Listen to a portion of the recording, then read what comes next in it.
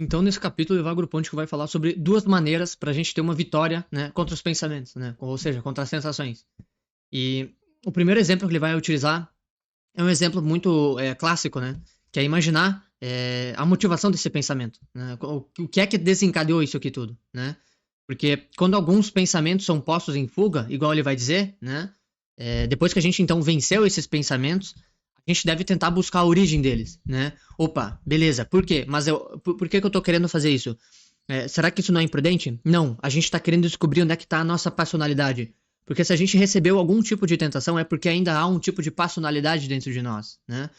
Propriamente falando. Então, o objetivo aqui é descobrir, opa, onde é que eu estou errando, né? Onde é que tá a minha passionalidade? Onde é que eu ainda estou muito apaixonado? Onde é que eu ainda estou muito grudado, né? Dentro do... aqui no mundo, né? E a maneira mais clara é perguntar, né? De onde é que ele veio? De onde é que esse pensamento veio? Será que é alguma coisa que eu estou olhando, alguma coisa que eu estou observando, alguma coisa que eu estou maturando na minha cabeça, né? Alguma coisa que eu estou repetidamente buscando no meu intelecto, né? Por que que esse pensamento está aqui agora? Será que ele tem alguma coisa a ver com a minha história? Será que ele tem algo a ver com algum problema meu, né? E isso é interessante porque remete, pelo menos para mim, né, bastante à situação da virtude e da prudência, né? Que é a virtude que a gente tem que exercitar, justamente, né, para evitar, por exemplo, situações de pensamentos que podem se tornar a ser tições fumegantes, né? O Evagro Pontico, ele utiliza, se eu não me engano, eu acho que é o Evagro Pontico, né, no capítulo anterior que eu falei lá para vocês, ele fala, né, é preciso estar atento e retirar do intelecto tais pensamentos, tais imagens, para que justamente esses pensamentos, né, essas imagens, não se tornem uma espécie de tição fumegante, e aí nos leve a ceder contra as tais tentações, né? Quanto mais a gente fica pensando em alguma coisa, mais aquilo se torna deleitável e até agradável pensar, né? Na ira contra alguma pessoa, né? E aí a gente, então, se irrita com ela e chega a proferir as palavras, né? E a gente se sente, vem aquele prazer, né? Porque a ira tem muito a ver com a sensação de querer estar superior, né? De querer ser superior àquela outra pessoa. Então, aquela sensação da soberba, né? Da vanglória que a gente tem na hora da ira, né? Que a gente é melhor, né? Ou da luxúria, né?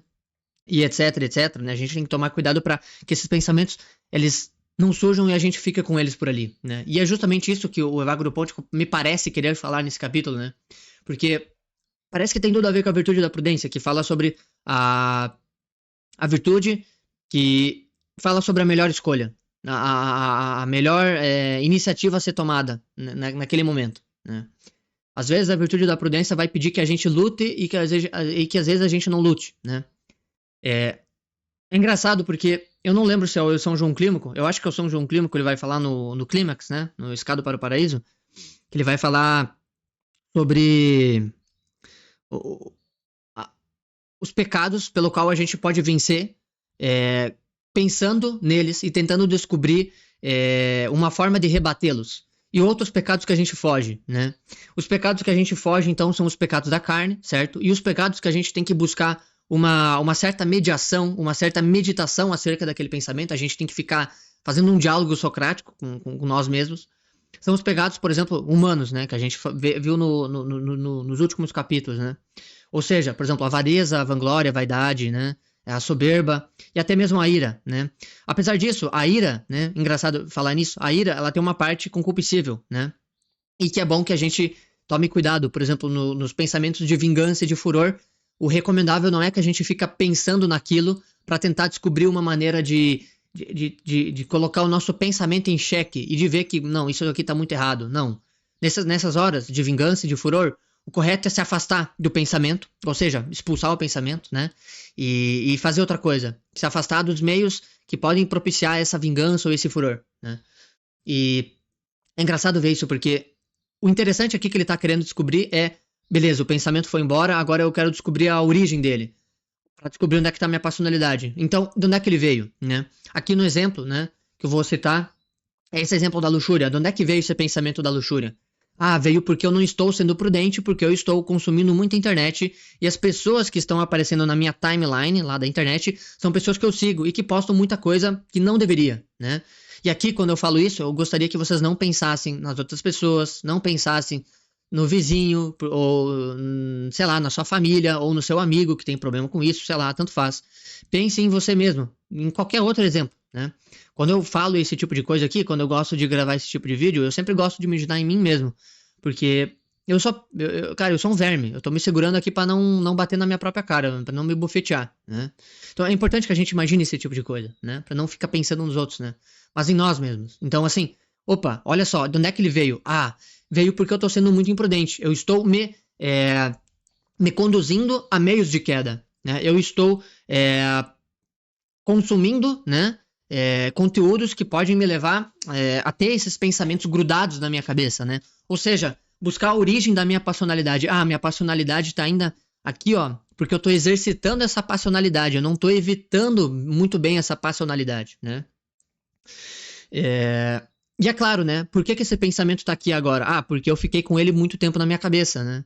Eu fiquei pensando muito tempo nele, ou porque ele fala algo sobre a minha história, né? Pessoas que buscam, por exemplo, não é falado, mas pessoas que têm problema com luxúria, né? Não é somente uma questão meio TCC, né? Tipo, vamos ajeitar isso, isso e aquilo e pronto. Agora você já está pronto para lutar contra isso.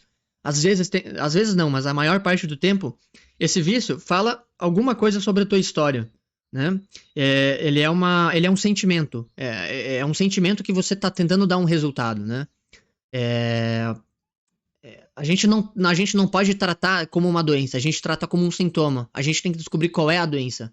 Lembrando, ó, esse é o sintoma, né? O nosso pecado é o nosso sintoma. O pecado é uma espécie de sintoma. A gente tem que descobrir onde é que tá a nossa doença. Ah, tá na minha soberba, porque eu ainda estou muito preso nas coisas do mundo. Ah, tá, porque, sei lá, cara, meus pais brigaram muito na infância e eu cresci num lar muito complicado, né? Então, isso tem a ver, às vezes, com uma coisa da tua história, né?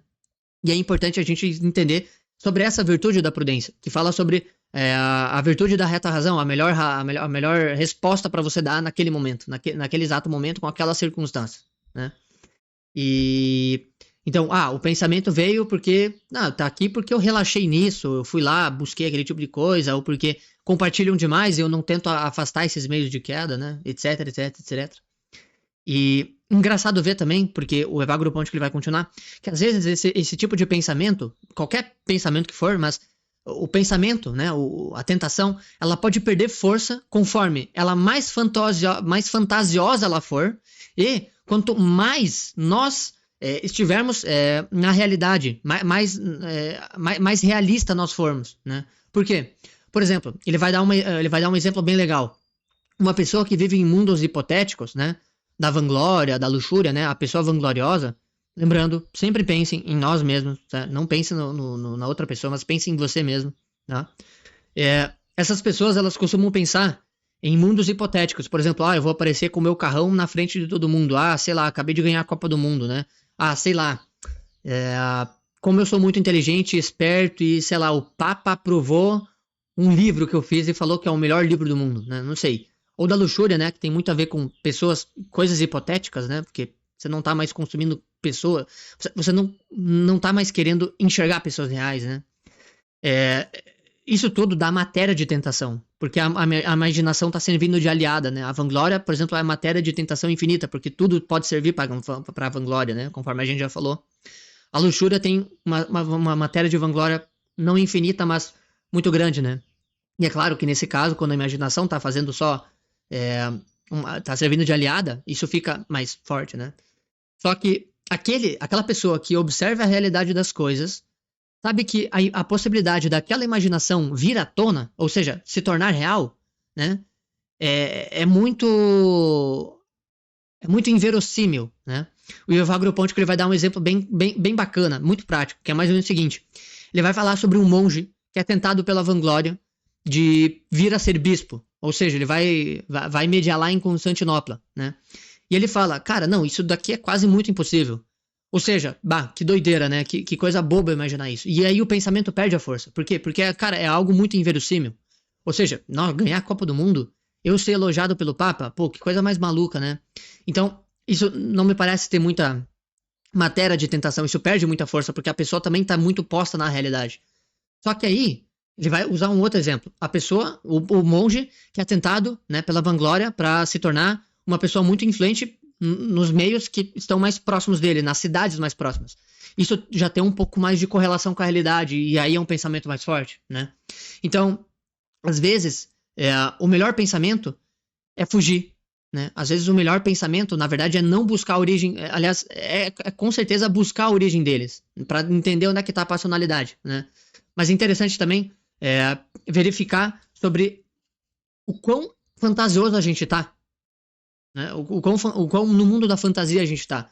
E o quão bom também é se instalar na realidade. Então, a primeira explicação, me parece, né? Me parece, certo?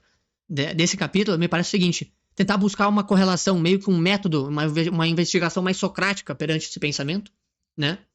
E a outra explicação para a gente ter uma vitória é tentar o máximo possível estar presente na realidade e não viver no mundo da fantasia, dos pensamentos malucos e tudo mais, né? Me parece que foi isso. Deus abençoe a todos, que a Virgem Maria continue nos abençoando aqui com os nossos estudos. Espero que vocês tenham entendido. Se vocês não tiverem entendido alguma coisa, eu fico à disposição em qualquer das minhas redes sociais. Pode também deixar aqui no comentário. Deus abençoe a todos. Até a próxima.